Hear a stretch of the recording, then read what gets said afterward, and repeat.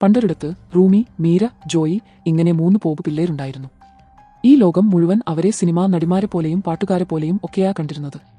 പക്ഷേ ഒരു അമ്മൂമ്മ അവരോട് പറഞ്ഞു, നിങ്ങൾ വെറും പാട്ടുകാരല്ലടേ.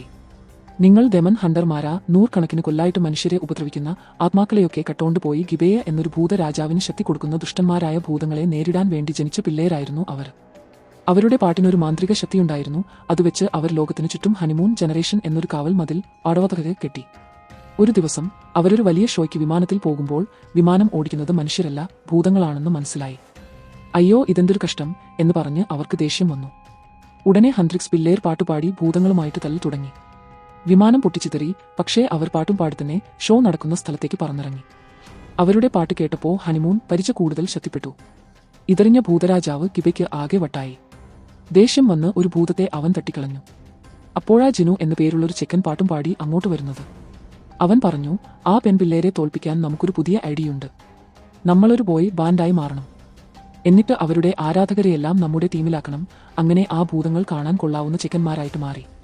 റൂമിയുടെ കഴുത്തിലൊരു ഭൂതത്തിന്റെ അടയാളമുണ്ടായിരുന്നു. അച്ഛൻ ഭൂതവും അമ്മ ഹണ്ടറുമായതുകൊണ്ടായിരുന്നു അത്. ഇതവളെ വല്ലാതെ വിഷമിപ്പിച്ചു.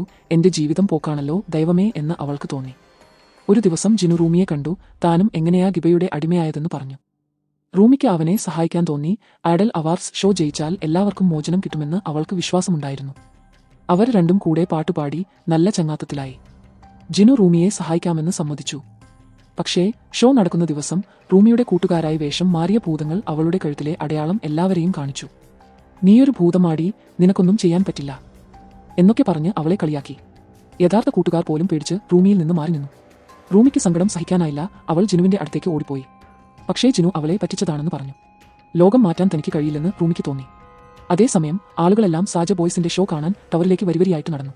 റൂമിക്ക് ഒരു നിമിഷം തോന്നി, ഇനി എനിക്ക് ജീവിക്കേണ്ട എന്ന്. പക്ഷേ അവൾക്ക് മനസ്സിലായി, അവളുടെ ശരീരത്തിലെ അടയാളം അവളുടെ ബലഹീനതയല്ല, മറിച്ച് അവളുടെ ശക്തിയും അവളുടെ ഭാഗവുമാണെന്ന്. റൂമി നേരെ സാജ ബോയ്സിന്റെ ഷോ നടക്കുന്നിടത്തേക്ക് ചെന്നു. ഗിബ അവളെ കളിയാക്കി, നീ ഇവിടെ വന്നാലും നിനക്കൊന്നും ചെയ്യാൻ പറ്റില്ല എന്ന് പറഞ്ഞു. പക്ഷേ റൂമി പുതിയൊരു പാട്ട് പാടാൻ തുടങ്ങി. ഞാൻ എന്റെ ഈ അടയാളം കാരണം എന്നും ഒളിച്ചു ജീവിച്ചു. അതൊരു എന്റെ പോരായ്മയായിരുന്നു. പക്ഷേ എനിക്കിനി ഒളിച്ചു നിൽക്കാൻ വയ്യടോ. ഇത് കേട്ടപ്പോൾ മീരയുടെയും ജോയിയുടെയും മേക്കം മാറി. അവരും റൂമിയുടെ കൂടെ പാടാൻ തുടങ്ങി. അവരുടെ പാട്ടിൽ ദേഷ്യം വന്ന ഗിബ റൂമിയെ ആക്രമിച്ചു. റൂമിയെ രക്ഷിക്കാൻ ജിനു മുന്നോട്ട് ചാടി. എന്റെ തെറ്റുകൾക്ക് എന്നോട് ക്ഷമിക്കൂ എന്ന് പറഞ്ഞ് അവൻ പതിയെ ഇല്ലാതായി. ജിനുവിന്റെ ആത്മാവിന്റെ ശക്തി റൂമിയുടെ വാളിന് പുതിയൊരു പവർ കൊടുത്തു. കാണികളെല്ലാം റൂമിയുടെ പാട്ട് ഏറ്റുപാടി. ആ ശക്തിയിൽ അവർ ഗിബയെ തോൽപ്പിക്കുകയും ഭൂമിയിൽ പുതിയൊരു ഹണിമൂൺ ഉണ്ടാക്കുകയും ചെയ്തു.